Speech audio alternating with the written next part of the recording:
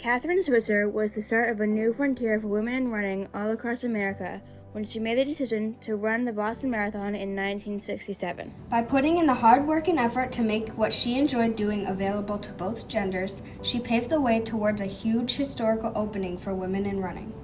She knew that this was something she needed to advocate for, and by persevering through people who told her it couldn't be done and being determined, Katherine Switzer opened new frontiers for women because she was the first woman to run the Boston Marathon. Women running in the marathon has been much more normalized over time. You can see the impact that Katherine Switzer had on women running the Boston Marathon by looking at the numbers. In 1972, only 9 women ran the marathon. In 1994, 2,012 women ran it. This year, the field of 23 qualifiers is made up of 9,930 women. The daughter of a U.S. Army general, Katherine Switzer, was born on January 5, 1947 in Hamburg, Germany. She moved to the United States with her family in 1949 and grew up in Fairfax County, Virginia, where she began playing sports. In addition to playing field hockey and basketball, her dad insisted on her running a mile each day. She felt a sense of empowerment on her runs. She graduated from George C. Marshall High School and then attended Lynchburg College.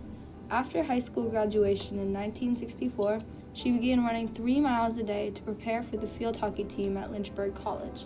She took up track while attending and competed in the few short distance events available to women at the time. She also played basketball and lacrosse. During the spring of 1966, she and one of her teammates, whom she played hockey with, were invited to run the mile and the 880 for the men's track team. After that, she knew that running competitively was something she wanted to do. She transferred to Syracuse University in the fall of 1966 and began training with the men's cross-country team and started running longer distances. While training, she first met 50-year-old Arnie Briggs, who was a volunteer team manager. Briggs had run with the men's team for 25 years, and he was a well-known marathoner who had run 15 Boston marathons. He helped Katherine run and told her stories about his races, especially the Boston Marathon. Katherine was sure she wanted to run the marathon. She told Briggs, but he shut her down and insisted that no woman could run the distance of a marathon. But he proposed that if Katherine did run the distance in practice, he'd take her to Boston. On the day of the test run, Katherine not only ran 26.2 miles, she ran 31, ensuring she would be able to finish Boston. While she was registering, she signed her name as KV Switzer. The officials just assumed KV stood for a man's name. Her bib number was 261. When race officials found out she was a woman, they tried to stop her from running. While Katherine was running in the marathon, the race manager, Jacques Semple, noticed her and attempted to remove her from the race by assaulting her and tried to take her bib number from her body. He did not succeed because Katherine's boyfriend, Tom Miller, who was also running in the race, pulled Semple off of Katherine and they both kept running. Katherine was determined to finish the race. With the support of her coach and boyfriend, Tom Miller, she pushed through and completed the marathon. Katherine's run in the Boston Marathon marked a turning point in the world of marathon running. Her determination to break the barrier for women inspired others to follow in her footsteps, and in 1972, the Boston Marathon officially allowed women to compete. Katherine Switzer's legacy lives on to this day as a trailblazer for women in sports.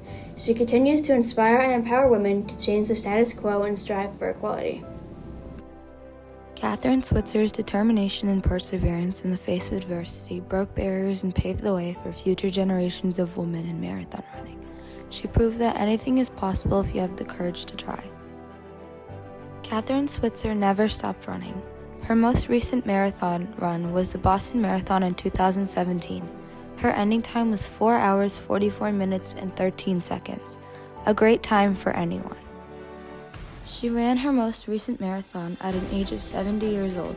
She ran this marathon 50 years after her first run. On this run, she wore her same bib number from 1967. This race marked her 40th run and 9th marathon she ever ran.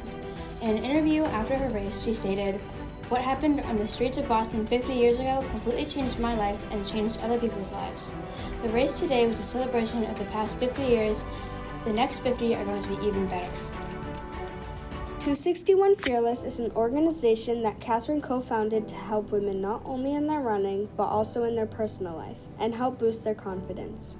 In their website, they say, "We inspire, motivate, and educate women to step up and become leaders to support women of all backgrounds to run and lead healthy, fearless, and empowered lives."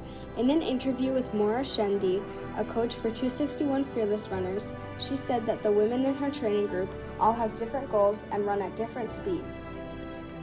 Switzer opened new frontiers for women because she was the first woman to run the Boston Marathon. Women running in the marathon has been much more normalized over time. Other women across the globe were inspired to go out and do what they want and persist in what they are interested in because of Katherine's perseverance. Katherine Switzer's determination and perseverance in the face of adversity broke barriers and paved the way for future generations of women in marathon running. She proved that anything is possible if you have the courage to try.